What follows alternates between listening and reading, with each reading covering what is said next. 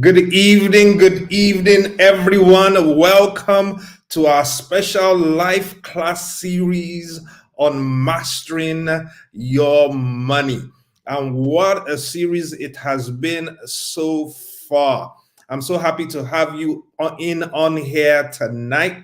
Can you go ahead right now and start to invite other persons to jump on board and to join us? You can harvest the YouTube link and share it with others and let them come in. Share it on WhatsApp, text messages, whatever platform where you have access to, and invite people to come in, because we are in for another exhilarating time. Tonight is going to be a great blessing. You don't want to miss it. You don't even want your worst enemy to miss it. Let alone your family and your friends. All right. So let's get to inviting others to jump on board to join us right now. And as usual, we want to make it as interactive as possible. So please use the chat column as we go on in the course of tonight. Use the chat column use it copiously. Interact there, react there.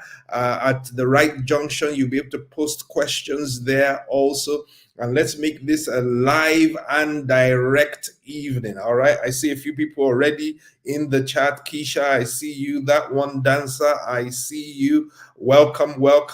Let's make sure we use the chat column. Let's make sure we make this as interactive and alive as possible. It's going to be a great one. It's going to be a good one.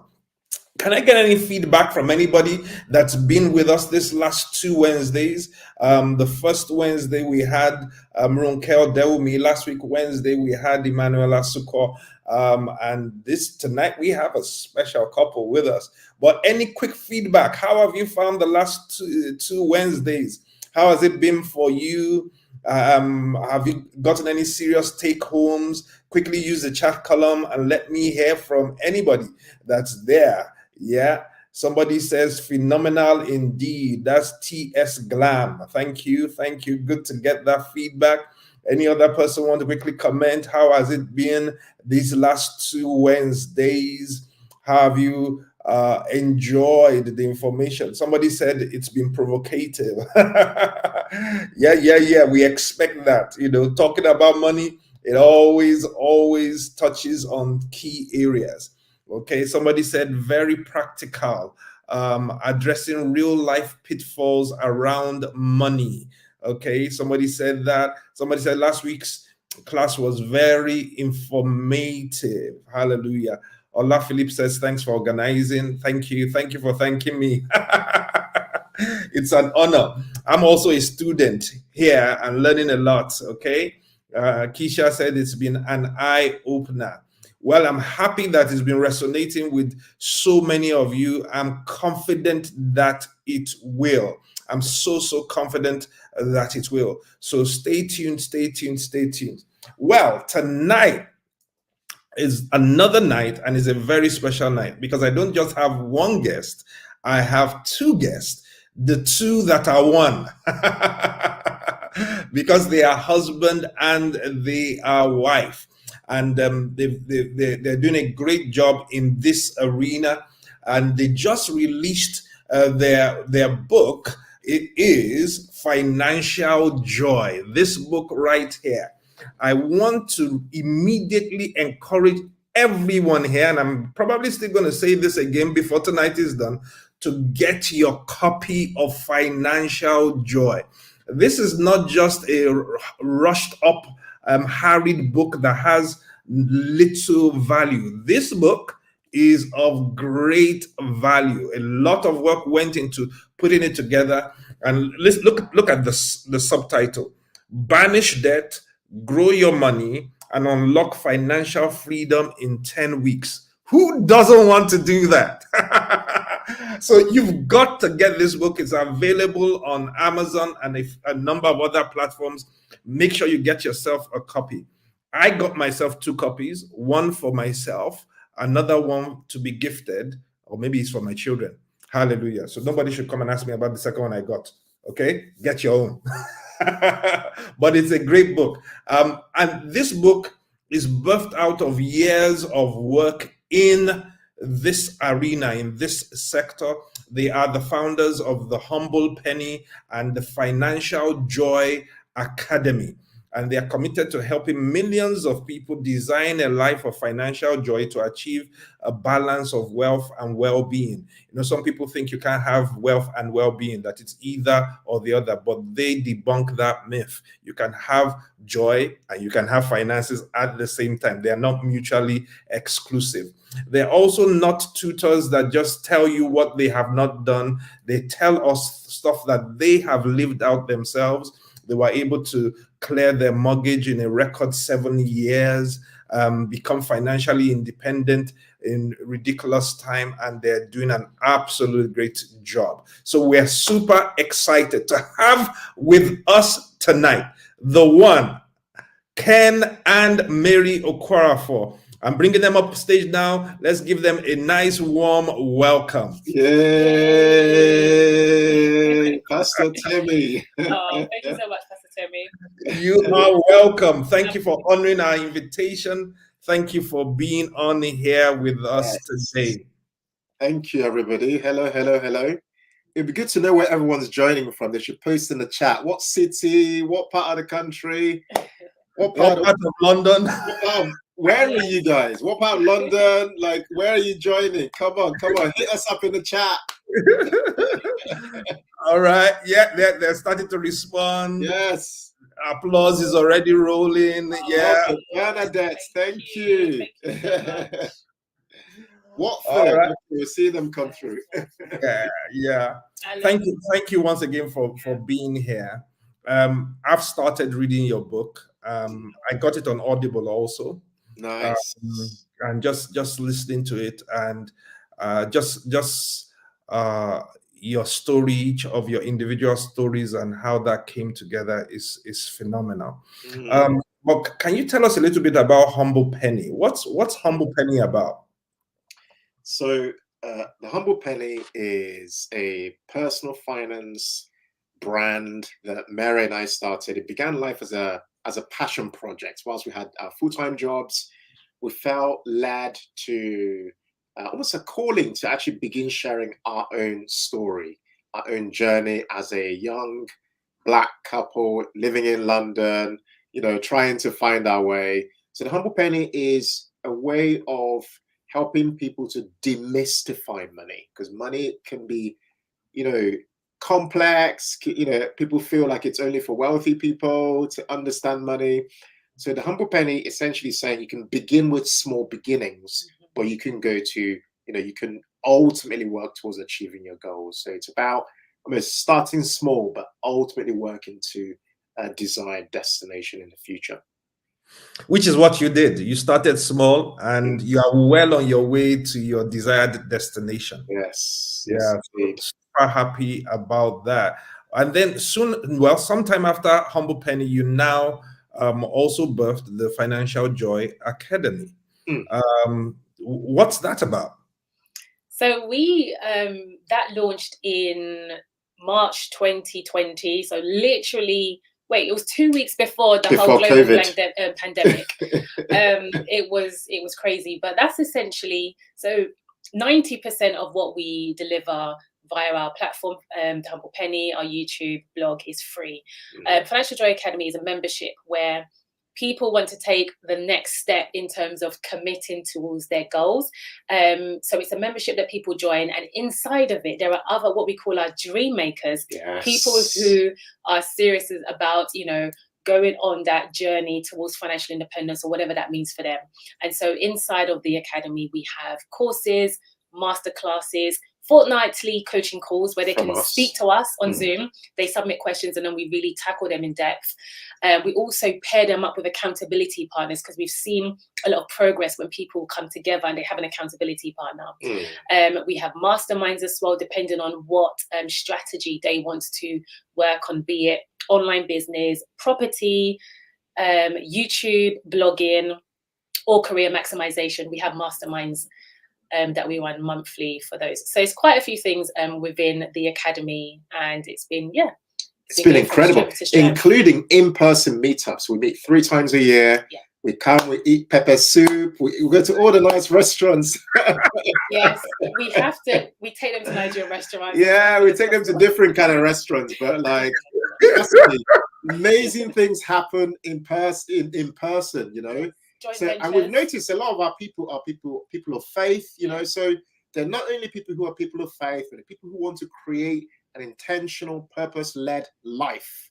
You know, they want to just get away from strife, get away from struggle, but they want to do it with people who have similar values, who have a similar mindset, you know, and who are not like about just competing with each other, but are about building together. So we're trying to nurture and build a very intentional and supportive community. Honestly, the community is insane. You got people who are from different backgrounds doing incredible things, like authors, accountants, lawyers, bankers, you know, teachers, everyday people, but they all have this unified desire to want to improve their lives, to create generational wealth, to become impactful and serve their communities, to give back in so many ways. When you have a melting pot of people like that, amazing things happen. God's really doing incredible things through these various platforms. Whoa.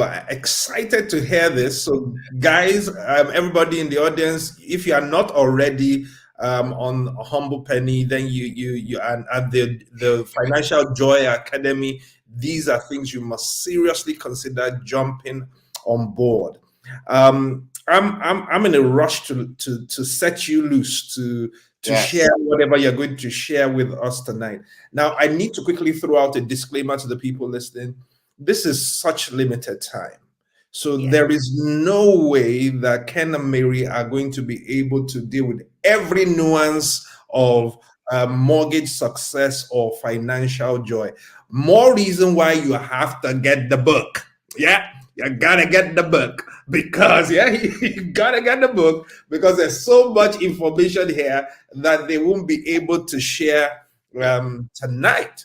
But they're going to share a lot tonight, and then we'll have a brief time of question and answer. So I'm going to give the stage to them roundabout now and let them take the lead. Okay. When you're ready for the slides, I'll bring that up stage also. You just let me know. Sure. All right, so let's bring up the slides. Let's begin with the slides as a way to, and then we'll introduce ourselves and our journey. Okay, so if we get that to be full screen, that would be, perfect. Thank you. So welcome everybody to our Mortgage Freedom Masterclass as part of this journey of mastering your money, okay? So for today's agenda, we're going to, like Pastor Temi said, put a lot in a short space of time, but it's broken down into 3 parts. So part 1 is all about our journey, so you can get to know us a bit better. Part 2 is about how to become mortgage free, if that's your goal. And part 3, hopefully, we'll be able to answer some questions in a Q&A session. Okay, so we like to begin with some stats, okay? Just so we can set the scene, so we can understand why this is so important. The average, according to research, the average outstanding mortgage debt per household in the UK, this is average, remember guys, is £127,140, which means that there are lots of people with bigger balances than that, and there are also people with smaller balances. 32% of mortgage holders do not think that they will pay off their home loan by the age of 65, and that's according to Guardian. That means 1 in every 3 people that you come across. 1 in 10 people still had mortgage debt at the point that they stopped working. This is according to LV. And nobody wants to be in this position. My parents were in this position, so this really resonates deeply.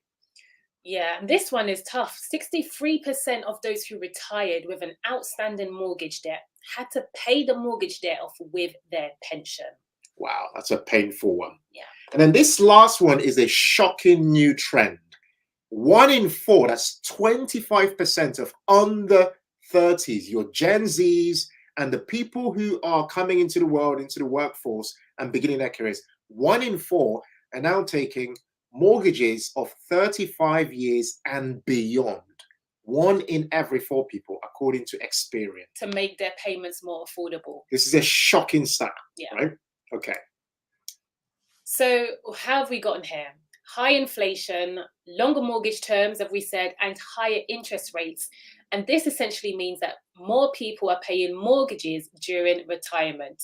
Yeah, which is a crazy outcome, and we don't ever really want to end up there, ideally, right?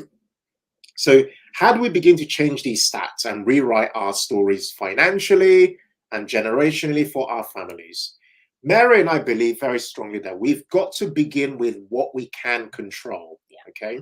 Rather than say we can't do anything, what can we actually control and start with today?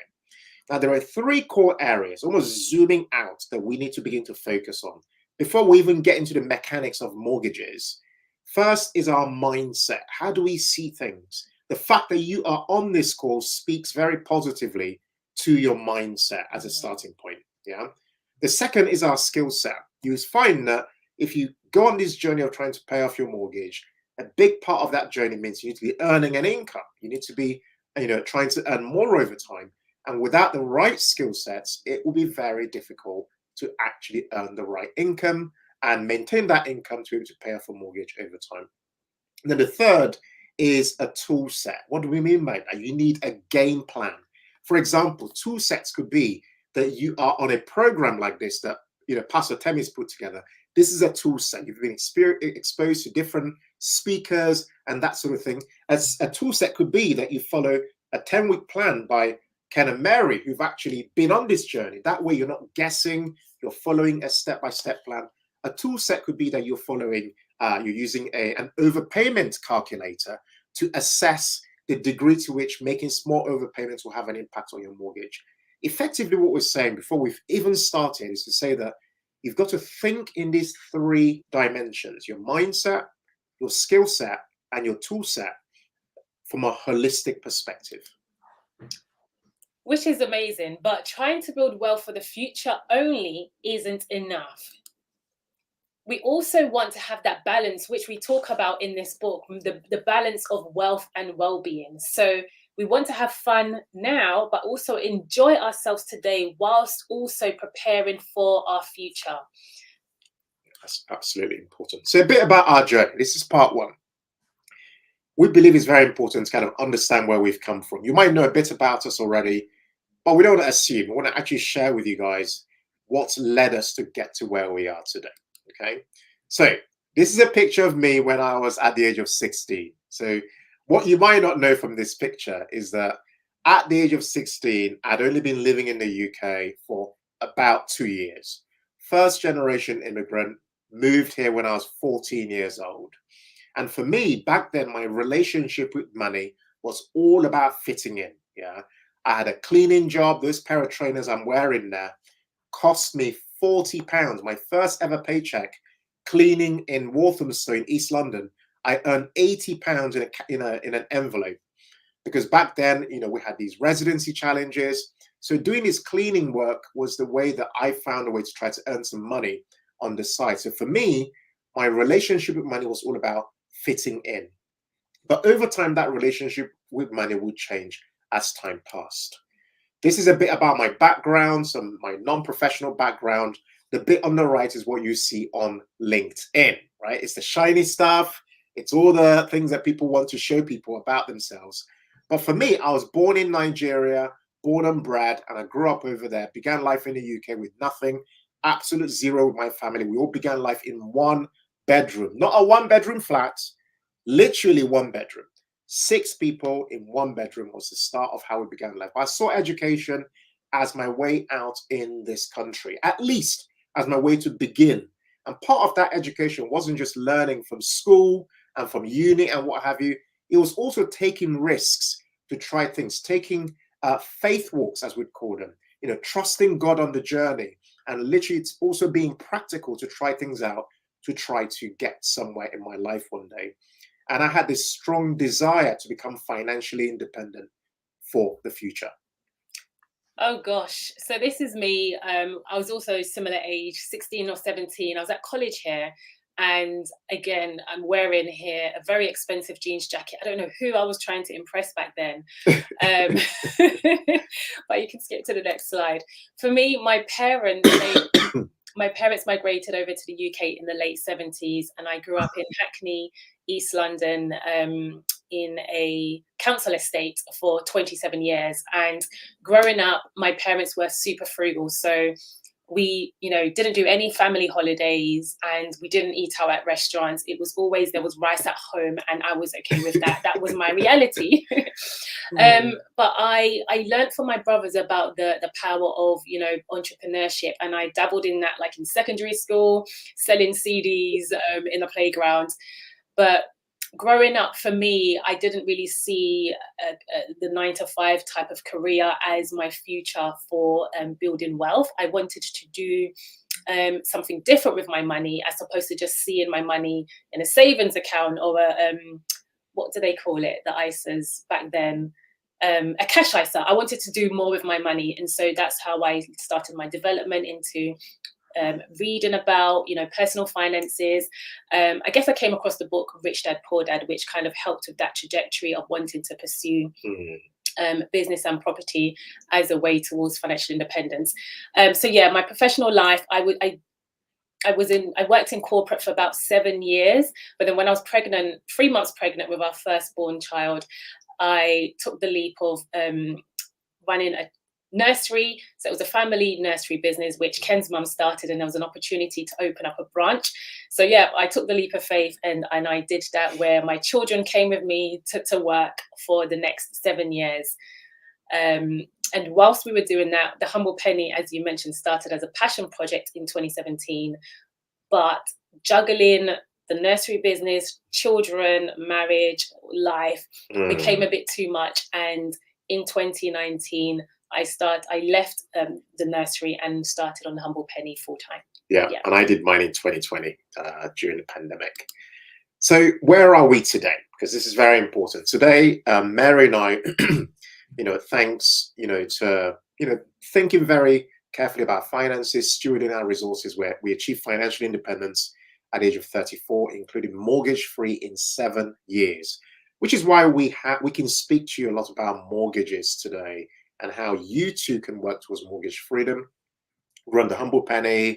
Our work has so far helped more than 5 million people to improve their relationship with money and growing. As Pastor Temi mentioned earlier, we run also Financial Joy Academy, but we also get involved in other things, investments in other areas, other types of businesses, and other asset classes, and so on.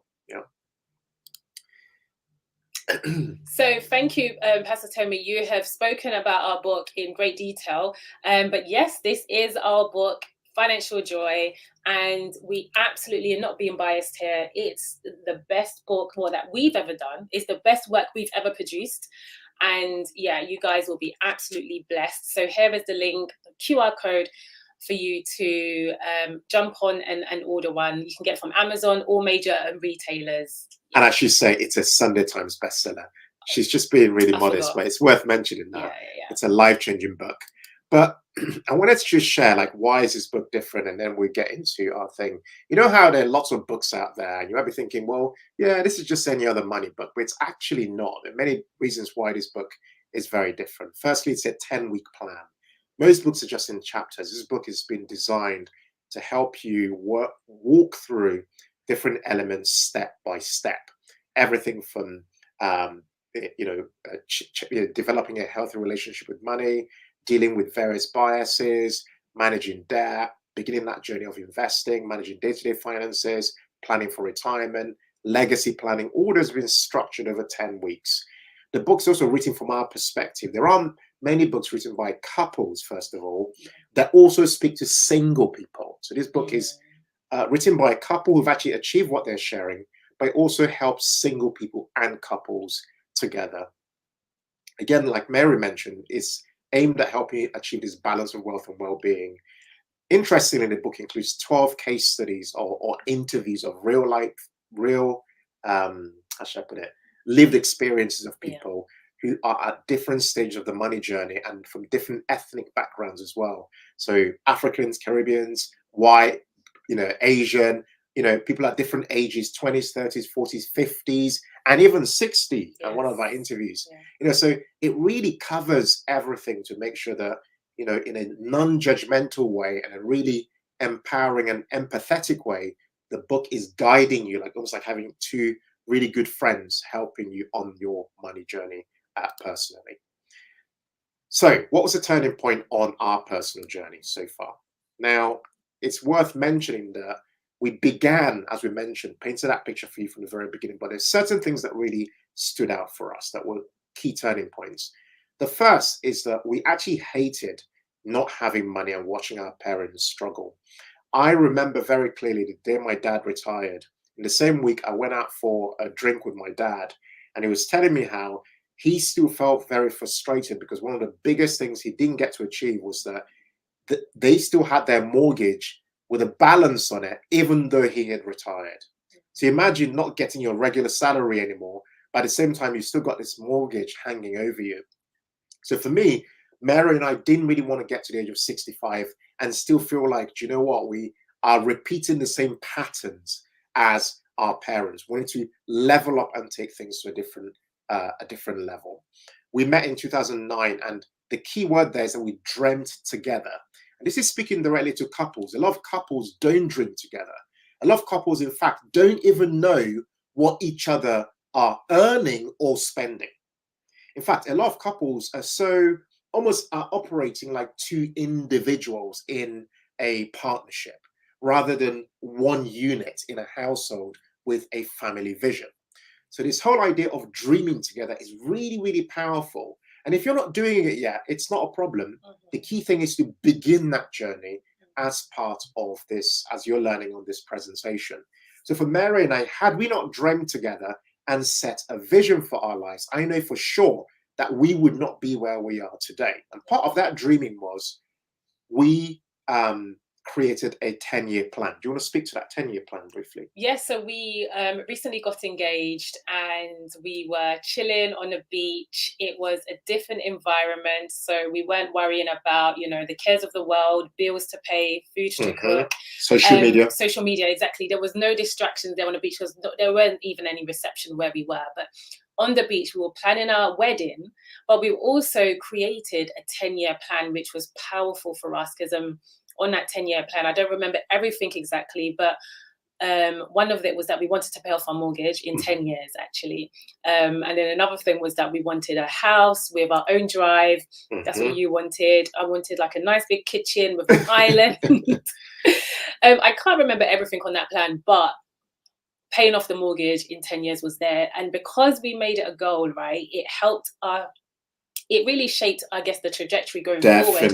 And it was easier for us to, I guess, be on the same page because we dreamed together and then we worked backwards as opposed to being on like different pages. It just helped us come. It doesn't mean that everything, like we agreed with everything, we didn't. But because we had the same goal we were working towards, it was easy to kind of come to just to come to agreement with things that maybe we may have differed with. For example, Ken had the idea of sticking to a £50 weekly food budget, which I thought was ridiculous. But then I decided actually to take on that challenge. Whatever helps us move closer towards our goal quicker, I was up for it. So yeah, it took me a while to get there, but I eventually accepted that challenge and it became us gamifying a lot of things. It just made it fun.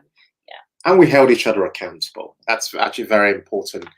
You know, when you're trying to achieve a goal like becoming mortgage free, such a big goal that if you're someone who's in a relationship, you're not on the same page with your partner, it will be like a house divided if you're not on the same page, because one person is going to say, oh, I want us to become mortgage free. The other person is like, oh, I want to spend all our money, maybe doing a renovation or maybe just traveling only or just spending however we want. So you really both need to be on the same page and have certain rules. And we're going to talk to you about what those are in a minute, but we're just sharing these foundational bits just so you can kind of understand like the motivations and the ingredients that are necessary for us to get to where we got to on our journey. Another bit was mindset as well. This is very important, shifting from scarcity to abundance. And I wanted to speak about point 5. You know, it says here we focus on truly understanding who we are and what we cared about. This is important because I give some really practical examples. Just because your sibling, your brother or your sister has their kids in private school doesn't mean that you have to have your kids in private school. I'm just putting this out there. You know, nothing, I'm not bashing everybody who sends their kids to private schools. You know, it's not really that. I'm just using it as an example. I want you to just understand that it's very important for you to know what you want. And it doesn't have to be what other people want. You see what I'm saying? Because if you know what you want, you can say no to what you don't want. Yeah. And that will come up a lot on this journey towards trying to become mortgage free or towards trying to achieve your financial goals. Yeah. And then I said, number 6, we kept learning and making bolder moves that differed to our friends. Yeah. And this is important. Without the learning, without you pushing yourself outside your comfort zone, you will just stay in the same bubble. You will be around the same friendships. Not very much will change in your life until you expand your imagination. This is where books and other resources come into the picture. It's about imagination, and it's about shifting that mindset from just thinking very small and thinking how everybody else thinks to actually making much bolder moves. And then point 7 is that we took faith walks. What do we mean by that? We mean here that we trusted God to set the course for our lives ahead. Yes, we had plans. Yes, we had goals. Yes, we had ambitions. But ultimately, we put God first in our plans. And if it was God's will that, you know what, things would go the way that God wants it to go in our lives, then that's how it went ultimately. But we didn't just pray for stuff and left things in prayer. Yeah. We prayed and we took practical steps. We read books. We deferred gratification. We saved and invested. We did the things that were necessary for our finances to begin to shift. Yeah. Okay. So we want to do a little exercise with you guys. I appreciate we've been doing a lot of talking. And I want to pose a question to you, which is, what does financial joy look like for you? But before you think of that, or you can actually think of it, I just want to read a page from our book. And here's the definition of financial joy, right? This is our definition. So, feel free to close your eyes as I'm reading, okay? Wherever you are, just close your eyes. So yes, I'll do the same. Okay. Imagine a life where your financial situation no longer causes stress, anxiety, or sleepless nights. A life where money becomes a tool for empowerment, enabling you to pursue your dreams, support your loved ones, and make a positive impact in the world. This is the essence of financial joy. In other words, financial joy is a mindset and model that anyone who earns or spends money can use to ultimately design a balanced life of wealth and well-being. It's not just about accumulating wealth or achieving financial independence. It's about finding harmony in your relationship with money, aligning your financial goals with your values, and experiencing a deep sense of contentment and peace regarding your finances. Financial joy is about transcending the traditional notions of success and redefining what wealth truly means to you. It's about cultivating a mindset that allows you to navigate the ever-changing financial landscape with confidence and resilience. We choose financial joy. We choose joy because it is a deep and lasting sense of inner contentment and delight. It is a profound emotion that arises from within and is independent of external factors. Joy can be present even during challenging times, such as recessions or during the cost of living. Okay, so you can open your eyes. Yeah, when the cost of living rises. Yeah. Okay, so we wanted to just put that out there. I mean, if you had to put it in the chat, and I'm loving the comments section, by the way. Keep the comments coming. What would you say a life of financial joy looks like for you? Just pop it in the chat. If you had to put it into your own words, what does it mean for you, financial joy? Pop it in the chat. Let's see. How would you what would that look like for you personally? So Bernadette says, financial joy means my money's working rather than I'm working for money. Love that. Oh, thank you. See, you should do more reading. Do you know what? I actually, for the longest time, I hated hearing my voice back. I refused to rewatch our YouTube videos. So thank you. That's a lovely compliment. Keisha said, for me, financial joy means freedom. I love that in capitals. Anybody else? Thank you for sharing, Keisha. What does it mean for you personally? Personally. It's such an individual thing, isn't it?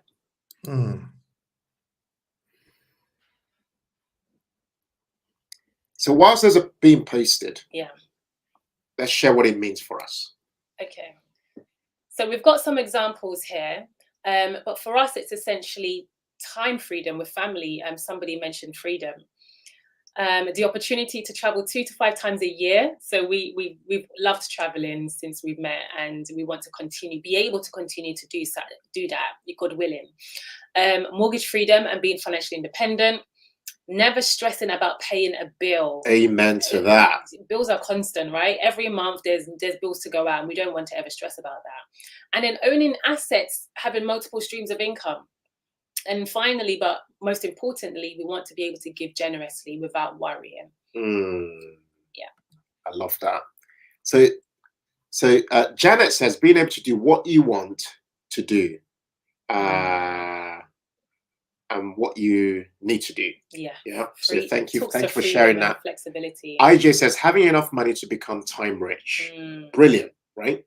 So those are all coming, IJ says being able to easily pay a bill without blinking when challenges arise. Yeah. Those are all brilliant. And I love how you guys are making this personal to yourselves, right? So we've now covered those almost the mindset elements of the journey. Let's now go into some strategy, right? So let's talk about becoming mortgage free. How do you actually go about doing it? So strategy number 1 is make it a goal first. Did you know that 95% of people in the world, 95% of people never become financially independent because it was never a goal in the first place? So for you to become mortgage free, it must first become a goal. For example, what's your current mortgage balance? What do you even know what a balance is? And by when do you want to become mortgage free? Is it 20 years, 25 years, 15 years, 12 years? What is it for you? And better than that, why does this goal matter for you? Is it a vehicle for your financial freedom? Will it create generational wealth? Why do you want mortgage freedom? These questions, we don't just want to reflect on them. We want to write your answers down. Feel free to take a screenshot or whatever for you to reflect on it. Like, in fact, what am I talking about? It's all in here in the book. Yeah, literally in week 6 of the book, all these questions are there. Yeah. Now, part of this making it a goal first is we're saying here is make sure you have an emergency fund first and give priority to paying off expensive debts first. So your credit cards, because they have a much higher APR and stuff like that on it. So that's strategy 1. Okay, so strategy 2, is to choose where you live carefully. This is so important because where you choose essentially dictates how much you borrow and ultimately when you'll achieve mortgage freedom. All our family live in London, but we made the hard decision to move out of London, but it meant that we were able to get the size of the house that we wanted, the garden, the kitchen with the island, but without paying London house prices. And it's just a drive away to get to our family. It's not that long at all. Absolutely important. In fact, I almost feel like dwelling on this point, because this is again where comparison comes into the picture. People go and buy houses driven by other people's almost subconscious influences. You end up buying a house in a particular location, borrowing astronomical sums of money. You think it's like monopoly money until you get your first mortgage letter telling you that you're going to have to pay X amount per month and over X amount of years. Comparison is such a thing that derails a lot of people on the journey towards actually creating a life of financial joy. So this point is almost so important. And I know if you've already moved home, obviously might not be speaking to you deliberately, but I'm actually saying it for the people who are maybe not yet on the property ladder or who may be considering moving. Where you choose to move to matters because it dictates how much money you borrow. Okay. Absolutely. Now let's talk about one of the most game-changing things, which is the power of overpayment, which is strategy 3. Now we're going to use a simple case study to keep life very simple. Imagine you had 250K as a mortgage with an average 5% interest rate, average, over 25 years. Overpaying is one of the biggest strategies that helped us become mortgage free a lot sooner. And here are some case studies, right? Examples and scenarios. £100 per month overpaid would save you, in this scenario, £26,000 in interest, and it will wipe 3 years off the mortgage. So you'd go from 25 years to 22 years to pay off your mortgage. If you overpaid by £500 a month, it will wipe a whopping £83,000 in interest over the term of your mortgage. And get this, you will suddenly go from paying off that mortgage in 25 years to 15 years. Pause and just reflect on that. Just imagine 10 years, just like someone just put a line through 10 years, just put a line through it in one day. In one day, right? Now, and I know this is a large amount of money, but it's possible. We know it because we did it. If you overpay by £1,000 a month, and we'll talk about where that could come from later, £1,000 a month wipes an astronomical, almost unbelievable, £112,000 off your mortgage, and almost erases and gives you back 14 years of your life back without a mortgage. I want you to just pause. In fact, I want you guys to react in the comments. How would it feel getting back 14 years of your life without a mortgage?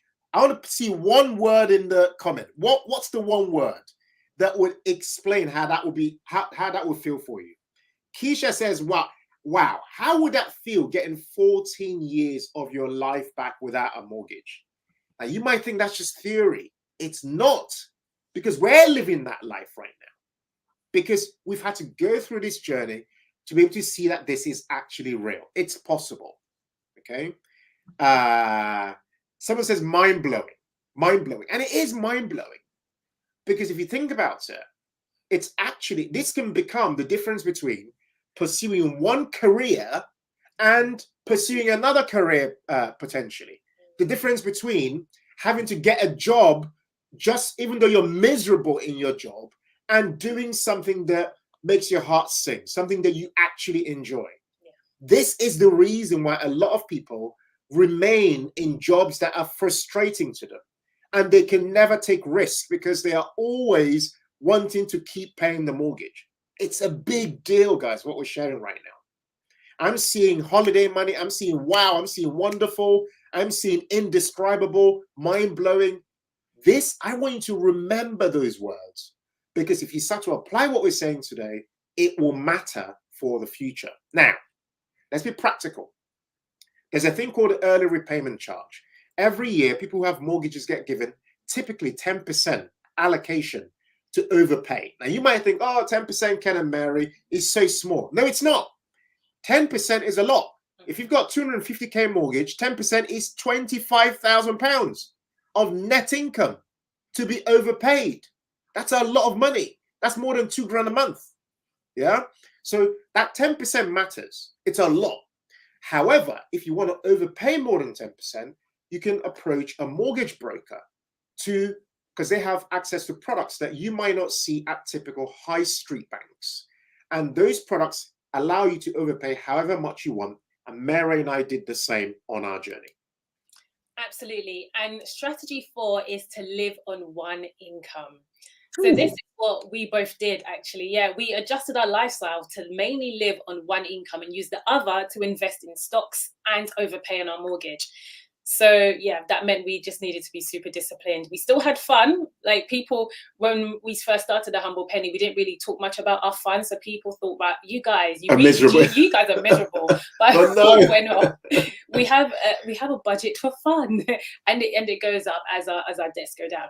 But yeah, so we still had fun, and we just found more creative ways to be able to do that and plan our holidays ahead of time, like a year in advance. So yeah, your lifestyle really is everything. And dictates whether now you have to work until your retirement and then get a job after your retirement to fund that your lifestyle, essentially. So I've seen a comment that says in there, we're struggling on 2 incomes, and I get it because things are challenging. However, it presents an interesting dilemma, which is, what else could we begin to do?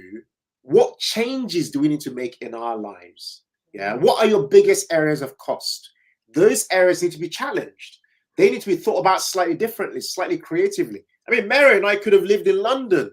I'm just using that as an example. We could have gone on, like, I wanted to live in like Westcombe Park, Blackheath, you know, like all these nice areas. People are like, yeah. But that would have meant borrowing mortgages, 480K, 500K mortgage or more, right?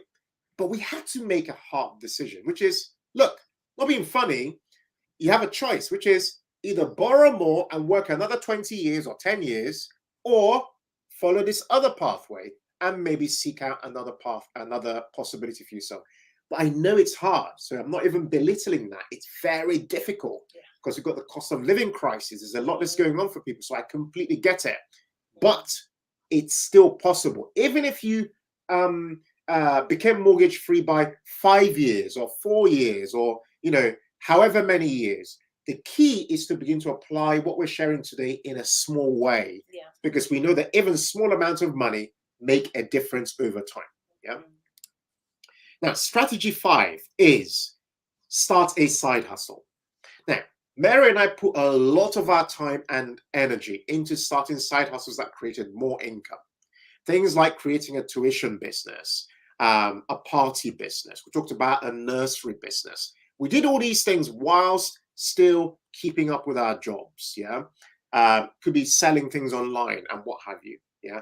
But doing that meant cutting off certain things. I was wasting a lot of time on TV. I'm not saying don't watch any TV at all. I'm saying just achieve a bit of a balance. Yeah. It may mean for a season that you give up certain things. So you can refocus that time into things that might create you an income and help you to achieve your goals a lot quicker, create some extra income after tax, and that money can then be reinvested into the stock market, or and potentially some of it being used to overpay your mortgage as well. Yes, strategy 6 is to use bonus and redundancy. So, we think we've got here 50% of our bonuses was used to pay off our mortgage early, and some of it was used for enjoyment. So, you know, I know some people, when they get a bonus, they're already like planned before getting a bonus what they're going to use it for. Usually tends to be holiday or something like that. But another thing we did was that if you're made redundant, right, and you can get a job sooner, then you can use that redundancy money to put towards mortgage, you know, overpayments on your mortgage. And also, provided you've got an emergency fund. Yeah. So we definitely say that always focus on building your emergency funds of at least 3 to 6 months before you then, you know, start to do mortgage overpayments, because it's always important to have that buffer in case of any eventualities like the boiler breaking down or something like that. But the key thing to remember that this is short-term sacrifice for a long-term gain. Thank you. And it won't last forever. Thank you. These sacrifices won't, because when you see it that way, then you don't feel like you're suffering. Do you know what? You know? I want to just tell you guys something, right? You see those 7 years that Mary and I paid the mortgage, our mortgage. Do you know what that's done for our marriage, for our quality of life, for our family life? The fact that we sacrificed a lot in those 7 years to then create an incredible future for our children. Yeah. The fact that there's stability in the home, the fact that I'm more available as a husband, more available as a dad, the fact that I have more of my own free time as an individual. I'm not hyper stressed all the time. I'm not like everywhere's turning gray hair, you know, every minute. And I'm feeling like I'm looking like I'm 55 when I'm 35. Like, do you know how amazing that is? Do you know how amazing that is for, God willing, future life outcomes, future life expectancy? These are things that people don't tell you, you know, but these things matter because there's a mental stress that we carry when we are so indebted, like heavily indebted in every way. Not only are people heavily indebted, they've got like, God, do you know how many direct debits people have? Everywhere you look, there's buy now, pay later. Everyone's telling you to spread everything and pay monthly. And so people are jacked up to their faces in payments every single month. This is a culture of consumerism, a culture of being in debt and accepting debt as the normality.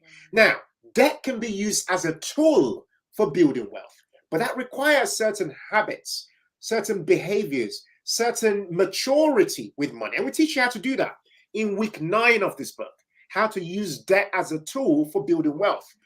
People who are wealthy use debt as a cheap way to acquire assets. But if you're someone who can't even deal with small amounts of money, the Bible tells us, how are you going to deal with a lot? How are you going to deal with so much more? So it gets to that point. You have to go through a journey of becoming somebody who's able to still with their finances. And over time, you can then make even better financial decisions about your money. Okay. Now, the final strategy I wanted to share with you guys is make 2 payments per month. What do we mean by this?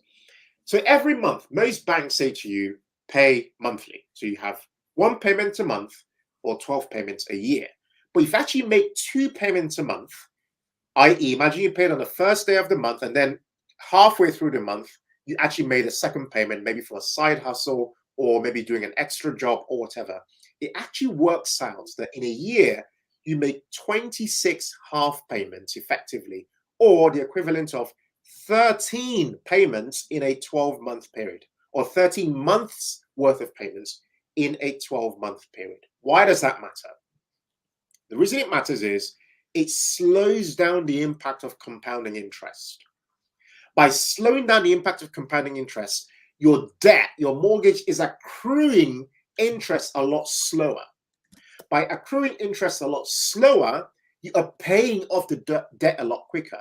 By paying the debt off a lot quicker, you are becoming mortgage-free a lot quicker. Yeah. So making multiple payments sooner rather than later has an impact because it reduces the drag of compounding interest, which is a powerful force that can work against us or it can work for us. For example, the same compound interest helps us as investors in the stock market. When you invest your money in the stock market, and that's a whole different session, and we'll cover that in week 7 in this book in astonishing detail. When you invest your money in the stock market and your money is growing and exceeding inflation, that compounding happens because your dividends get reinvested. However, the same force works against you when you're in a lot of debt.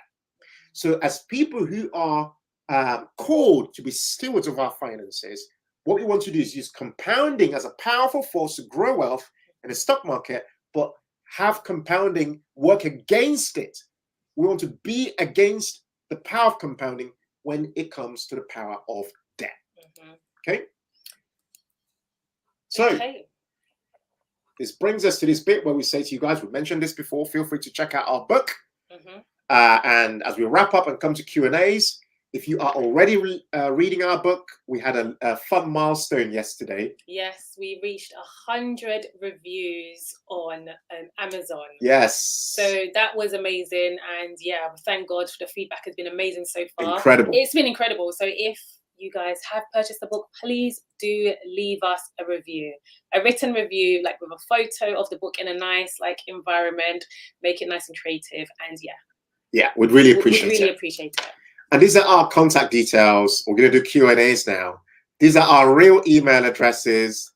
So if you want to contact us, if you want to follow us on social media or check out our website, feel free to do that. And then that brings us to the Q&As. Yes. Any questions? Wow. Ken and Mary, that was woo! Hot and a blessing. We have limited times for the question and answer, but we are going to do our best. We have some that were submitted earlier, but we are also opening the floor for live questions. We have to try to do it pretty fast because we want to finish quickly. But here's one that was submitted earlier. Let me see whether I can get it there. How can couples that have struggles to discuss money with each other begin to have this conversation? One person refuses to budget or plan around the family's finances, but believes they are very good. Oh, geez. So what do you do in this scenario? Okay. One thing that I would say, again, is absolutely get this book for yourself and for your partner and go through it together.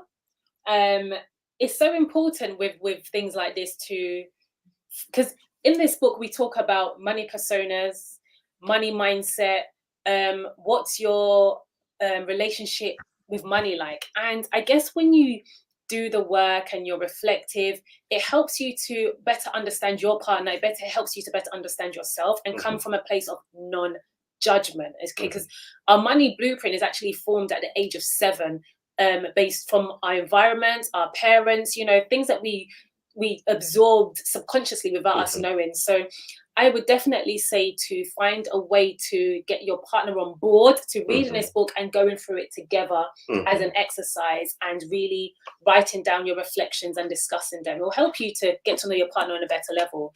I want to just chip into that to say that one thing we practice is a money day.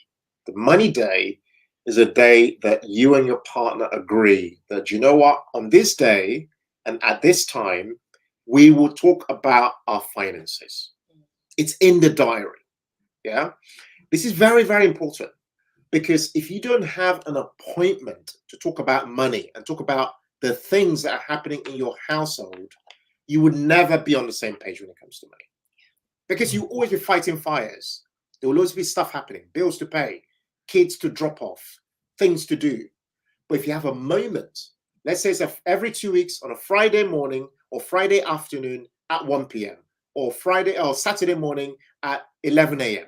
So long as you do it and you do it in a different environment, it will begin to create an environment where, as a couple, you are becoming more united and you can talk about things and discuss some of those struggles. Yeah, and just to add to that, I would say dream together, which is what we did in that during the money day. I want you to dream together, and what are your goals for the next 10, 15 years? The more crazy they are, the better, because you then work your way backwards. How are we going to be able to achieve those goals? It's easier for you to both come together when you have common goals to work towards. It makes it easier for you to say, okay, the only way we can achieve this is by actually creating a budget. And so, yeah, it makes those things easier, those conversations easier. Wow. Thank you. All right, quick one, another one. Do you mind breaking down your exact journey to paying off your mortgage, including time frame and figures? I know you've already given us a bit of a template of how the years can be cut down, but I guess this person is interested in how did you do yours? So IJ, so we paid off £380,000 in 7 years. That's what we paid. And it's detailed in our book in astonishing detail in week 6. So I don't want to waste time because there's a lot to cover, but the exact strategies are covered, and we've covered quite a lot of those. But in terms of exact numbers and time frame, that's what it is. Okay. Somebody has this question. What advice would you give someone with one income? Because obviously this person heard when you talked about you are living on one income while you are using the other one for investments. Sure. This is a natural question, either for a single person or a couple who only have one income. Completely understand it. So the thing I'd mention about that is, this is why we did the case study of starting small. Yeah. So, and that's why we gave that £50 per month example. Yeah. The key thing is to understand the power of small beginning, having those small beginnings. Now, small can be extended across different areas. Number one, how much per month can you overpay by? I want you to really assess your budget, really be thorough about your budget and say, okay, I can overpay by £50, £30, £100 per month. That matters because I want you to see what impact that has on your mortgage as a starting point. That's the first thing. The second thing is what can you then begin to do to potentially boost your income over time, or create a second income that might be able to support you. Yeah. So this is where you might apply and you might be wondering, we mentioned our Financial Joy Academy earlier, and we share this in week 8 in the book, How to Maximize Your Income. I think that a lot of people only use their skill sets purely for their day jobs. And I think that's actually a lost opportunity? How could you apply your current skill sets to a different environment, such that you're able to earn maybe £250 a month or £500 a month from a different source? I've shown you, Mary and I've shown you what impact that will have on your finances potentially. But I think the biggest advice I'd give is begin small. The key thing is not to do nothing. Make sure you're doing something. No matter what it is, start small. Yeah. Brilliant. Yeah, go on. Just quickly, everyone's time frame will be different. So yes. Even if you paid off your mortgage, it doesn't have to be 7 years. It could be 14 years, and that is amazing. Could be 20 years. 15. That is still better than the 30-year mortgage or even the 40-year mortgage. 40-year mortgage that they're trying to bring out to you. You don't have to pay off your mortgage in that term that they've given you. You can actually reduce it. So and it's not a comparison. It's a very important point. Yeah. Do it in your timeline. Oh, and I should mention for that person, IJ, who asked about timeline. We began at 25 years, and then we started to come down, came down to 22 years. And I remember one day that we made a phone call to the bank and wiped 9 years off the mortgage. I'd never forget that day. Two things happened that day. We changed our overpayments to £500 a month, and we remortgaged and reduced our interest rate by about 2%, because that was about timing. Yeah. So because we began initially with a higher interest rate, and then when we got the chance to remortgage, our interest rate fell a little bit, and at the same time we compounded it with £500 per month overpayments. That one phone call to the bank wiped 9 years of our mortgage in one day. Just imagine what that does for your motivation. Yeah. Just wow, absolutely brilliant. Now, there was a stat that you quoted at the beginning of your presentation where you said that even the Gen Zs and the younger generations are entering mortgages of 35 years plus. Yes. Do you have any idea as to why they would? Oh, yes, of course. It's amazing to me that anybody would do that. Well, it's actually becoming the norm now. The reason for it is twofold. Number one, the younger generation, Gen Z, millennials, the struggles we have is that due to inflationary government policies, you've got like rock bottom interest rates over the last, say 10 to 12 years. Those interest rates being so low means that there's high demand. With high demand, with economics, means that property prices are rising to stupid prices and completely outstripping the ratio of property price to incomes that people have. So the multiple is a lot higher. And because of that, people are now having to buy the same property for like 100K more, 200K more, 300K more. And of course, if you're buying for, the sort of multiples of price over time, if you're buying at such an expensive price, you're also borrowing so much more. But your income is not rising as much. And because you're borrowing so much more, affordability becomes a problem. Do you see what I'm saying? You need a bigger deposit, and you're taking out so much more debt. And so what happens is there are only so many inputs you can tweak. The inputs are interest rate, 1, income and budget, 2, term of the mortgage. So this is one of the easiest ones. Even the Prime Minister tells you, oh, you can extend your term. Like you might remember, a lot of the banks, they all say to you, you can extend your term. Yeah? They make it very easy for you to extend the term. But guess who benefits from that? Guess who benefits? The banks do, because you're paying so much more to the bank. So everybody goes, oh yeah, I can borrow however much I want and spread it over 40 years. And then they're like, oh yeah, I'll try and reduce it later. But the problem is most people don't. And that debt is compounding at an astonishing rate. When you look at your statement, it is so off-putting because you think you're paying down your mortgage, but you're paying mostly interest. This is a problem, Pastor Temi. Wow, that's brilliant to hear, and I hope we are all hearing. Woo! Okay, now this is another interesting question here. Should I pursue being allocated a council flat over trying to save for my own mortgage? These are scenarios that can happen to some people where, okay, I qualify to get on the council flat list and all of that. So should I pursue that pathway to get in my own space at the end of the day, or over saving for my own mortgage? So This is actually a pretty unique question, because I think without knowing so much about your circumstances, we struggle to answer this question. But one thing I'd say is from the experience of what we know, having seen other people who've been able to buy cancel property at a material discount, if you're able to get to that position, that's actually a pretty good position to get to, because if your end goal is to then buy that property. Yes, if that is your end goal. But I'll tell you one thing though, like I was speaking to my mum, and this is about 3 days ago. My mum said to me, she said to me, do you remember years ago? She said to me how, she was really discouraging all her children from trying to get council properties. And the point she was making was, when you get, and this is not like, you can ignore this point, but I want to make it just so you understand. The point she was making was, when your focus is purely on just trying to get a council property, you're not as ambitious.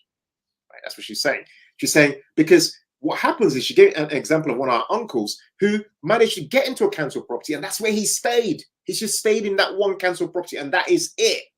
Whereas we know other people who started after him who had gone down the other path, and basically they'd not only bought a house but expanded to buy other investment property and that sort of thing. So I guess what I'm saying is there's a mindset element to this question that you've asked. So yes, you can definitely pursue your, the council path, and there's no stigma. That's the word I'm looking for. Definitely, that's a completely valid pathway, provided, as Mary said, if you can buy the property cheaper, brilliant, if you can, because, most of these council properties, they have excellent locations, even in London and places like that. If you can, I'd get in there. It doesn't mean that you can't later on then buy another property via mortgage if you want. Yeah. So you can kind of have your cake and eat it if it's presented to you that way. Yeah. Okay. We will only take maybe 5 more minutes. I know we are already over the time allotted. I hope that's okay, Ken, Mary. Yeah, go on then. Let's see what we can do. Let's see what we can do, and then we will close it down. Like I told you guys, I know we can't do everything, but we do what we can do. Okay. Here's an interesting question, I think, and I think there's another question that's similar to it that you could possibly answer together. We're considering buying a new house, but we currently have a low interest rate, which we may lose if we go to another product. Do you have any tips to making this work in the current market? Now, the addendum to that, or a question that was similar to that, is that somebody's on a fixed mortgage for 5 years, and it's coming to a close in maybe a year or two. Now, since when the person fixed it, the interest rate was considerably low. Now, interest rates have gone up now, maybe even as high as 5%, and maybe the person got in at 1 point something percent. So how does that person prepare for the inevitable higher interest that he's going to have to pay when the fixed term is over, which is very similar to this person wanting to get a new house, but afraid that they're going to lose the interest rate, the low interest rate. So what do they do? So those rock bottom interest rates are over. Like they're like gone for a very long time. Right, that's the first thing to mention. Now, the one piece of advice or one piece of guidance that Mary and I have been given since before these rates. I remember ITV interviewing me back in 2021, I think it was 2021, and they were like, and the rate was like, and the base rate was like, they were like, oh yeah, oh my god, the base rate just got to 0.75%, like something like that, right? And I was telling people right from there, I said, look, the only way these rates are going to go is up, and they're going to rise very quickly, right? What we recommend people do is begin overpaying your mortgage now. If you're someone who's got a low rate, you want to try and reduce the capital element of your debt. Why? Because it improves the loan to value you have. When your loan to value is a bit better, you can get better deals when it comes to mortgages. You can get a better rate down the line. But however, I know that's challenging because people have cost of living challenges. So it's a bit of a difficult balance, because it comes back to lifestyle, it comes back to budgets, comes back to earning potential. and making sure you're not suffering any kind of lifestyle creep, but really trying to hammer that mortgage a little bit, because, you know, if you can get the balance down a little bit, you know, maybe into like a 75% loan to value, or even lower, you know, 60% loan to value potentially, it then starts to look very significant from a rate perspective down the line. Yeah. But as things stand at the moment, look, these interest rates, look how you know, the Bank of England, they've just been, you know, they've kept it flat, you know, at 5.25% for the base rate. Although inflation is currently at 3.2%, and they're struggling to try to get that inflation lower to nearer the 2% target that the Bank of England typically aims for, it simply means there'll be a stalemate. There's an uncertainty right now. Although people are saying rates will come down, you're not going to see 1% anytime soon. My point is, if inflation remains difficult to shift, it means interest rates will, although they might come down in the near future, and they will inevitably, they wouldn't really come down to what we've seen over those last 10 to 12 years anytime soon. So we need to start to get accustomed to almost higher average rates of interest. The average rate of interest in the UK right now, average, is 4.97% average. Yeah. So those kind of numbers need to start to become the reality. But this is why borrowing a lot of money becomes tricky, because sadly, the policies of governments over time encouraged us to borrow a lot. You know, those low interest rates raise property prices. Higher property prices means a lot of us borrowed more money, and then they've switched their policies and said, sorry, we're raising rates, and then we're being hammered. And so it's a painful reality for a lot of us, because we're just caught up in it, because we don't have control. But I tell you, if you begin to apply what we share on this particular session, and start small and see this mortgage freedom as a true reality for you, honestly, we hope that seeing us and hearing from us means that it can become your reality over time. It will take some work, but you will gradually get there over time. Thank you so much. Thank you so much, Ken. Thank you so much, Mary. There are many other questions, but we're not going to take them. Our time is done. Virtually every one of those questions are answered in the book. So once again, go get yourself a copy of the book, Financial Joy. Also, I want to encourage you, I'm going to quickly put this back on stage, to follow Humble Penny on YouTube. Go subscribe to the YouTube channel, Instagram at Humble Penny, and all these other places, the humblepenny.com, the Financial Joy Academy. Take a screenshot of these things and get in. Particularly those of you that felt that I had a question, it wasn't answered. Well, go here. You get it answered right here. Okay. Thank you once again, Ken and Mary. Thank you. Thank you. Such a pleasure having you on here. This is the first time, but by God's grace, it will not be the last time. Amen to that. Amen to that. Earlier, we'll be more than happy to do this again in person. Yes. I've gotten a lot of feedback. People want the in-person stuff. So we are going to look seriously at how to pull that off. We wish you the best. Great success with your book, and great success in the work that you're doing, empowering so many people. Thank you for being on here once again.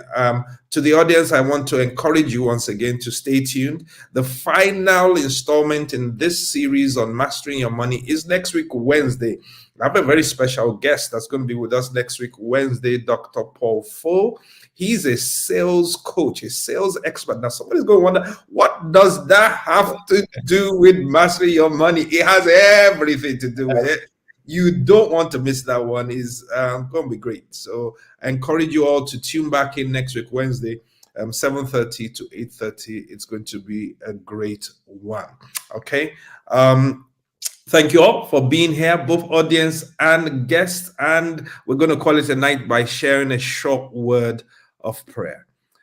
Mighty Father, thank you for tonight's session. Thank you for the truth and the financial intelligence that has been shared. We pray for the grace and the resolve to apply the truth and the knowledge that we have heard, that it won't just be the gathering of knowledge. It will be the application of knowledge. I pray for each and every person that is in one financial challenge or the other, that by wisdom and by your grace and your mercy, you will bring us out and bring us to the thriving side. Bring us, oh God, into financial joy indeed. Thank you, Lord. We trust you to help us to get there. In Jesus' mighty name we pray. Amen. And we share the grace and fellowship, the grace of our Lord Jesus Christ, the love of God, and the sweet fellowship of the Holy Spirit rest and abide with us now and forevermore. Amen. And surely God's goodness and God's mercy shall follow us all the days of our lives, and we shall dwell in the house of the Lord forever and ever. Amen and amen.